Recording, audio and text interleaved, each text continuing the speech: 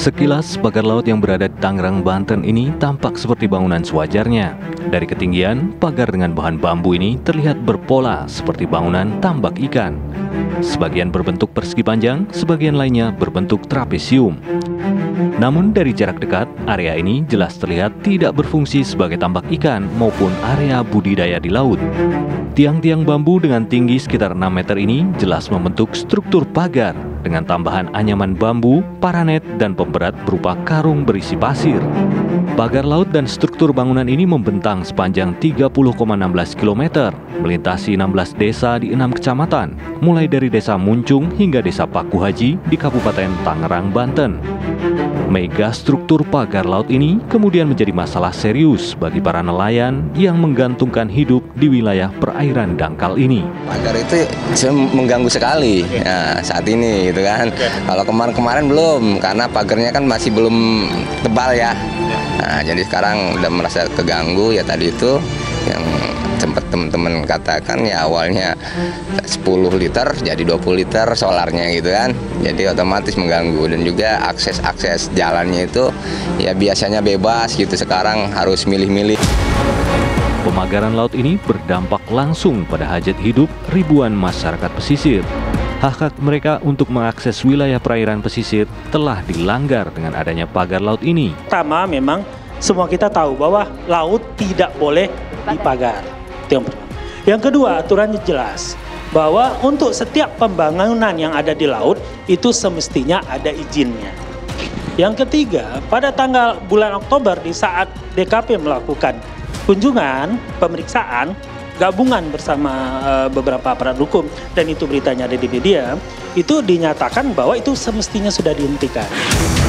Pembangunan pagar laut ini juga berdampak pada lingkungan dan ekosistem di perairan. Untuk pagar di tengah laut, saya sudah minta audit tata ruang. Jadi kita tunggu hasilnya. Nanti hasil audit tata ruang bagaimana, Kepala Dinas Kelautan Perikanan sudah saya tugaskan untuk berkoordinasi dengan kementerian juga, dan juga mengecek seluruh proses yang dilakukan. Tapi yang utamanya kita tunggu hasil audit tata ruang.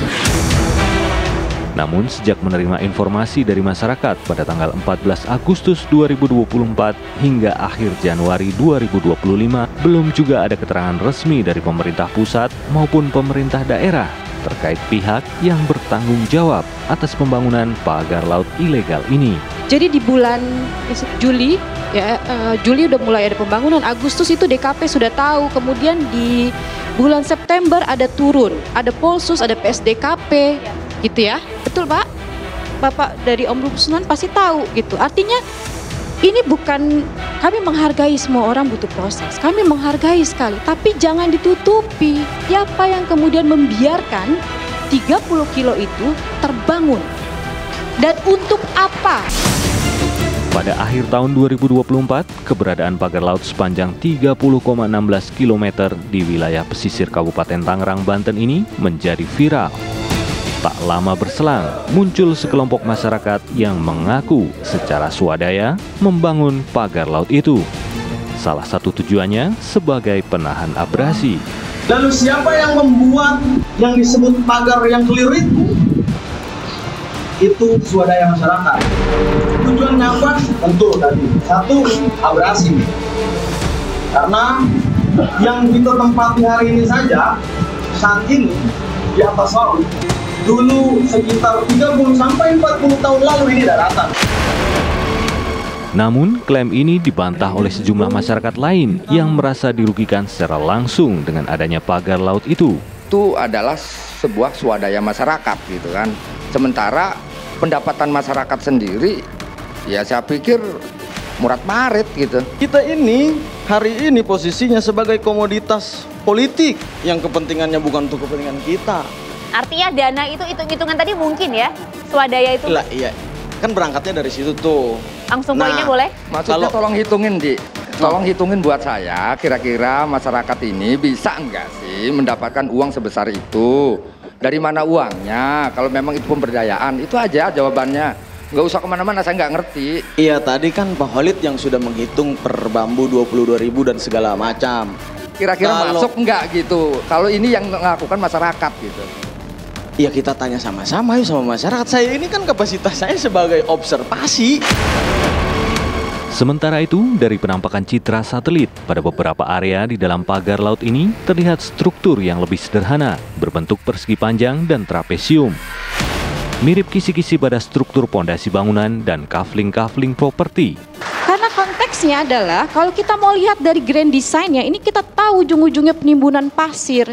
Penimbunan pantai dan pasir ini yang kemudian akan dibawa ke Jakarta. Sorry Mbak, yang nutupin siapa Mbak? Kita semua, saya tidak akan menuding, silahkan jujur dari hati kawan-kawan. Siapa yang menutupi? Tanya rakyat, mereka tahu siapa yang melakukan ini, perusahaannya siapa. Polemik dan perdebatan terkait pagar laut ilegal semakin memanas. Sejumlah pihak menduga pagar laut sepanjang 30,16 km di wilayah pesisir Kabupaten Tangerang, Banten berkelindan dengan proyek reklamasi untuk Program Strategis Nasional atau PSN dan pengembang properti di Teluk Naga. Namun dugaan ini dibantah oleh pihak-pihak terkait. Nah, saya mau jawab, kebetulan saya ini orang yang selalu melakukan tabayun dalam setiap melakukan investigasi ketika ada kabar termasuk berkaitan PSN PIK, proyek PIK. Saya kemarin tabayun ketemu sama pihak PIK. Kalau PIK punya duit terus ngapain bikin pagar bambu-bambu jelek itu? PIK ini perusahaan besar Pak. Kalau melanggar hukum, tidak ada izin, tidak ada AMDAL, itu reputasinya jelek, namanya jelek. Apalagi kalau sampai pulau itu, laut itu dituduh untuk persiapan reklamasi. Perlu saya sampaikan, PIK 2, PIK 1, PIK 2 ya, itu lahannya sampai detik ini itu di lahan 30.000 hektar. Jadi nggak kurang-kurang tanahnya. Polemik yang berkepanjangan ini membuat Presiden memerintahkan jajarannya untuk menyegel dan mengusut kasus pagar laut. Saksikan Benang Merah episode selanjutnya.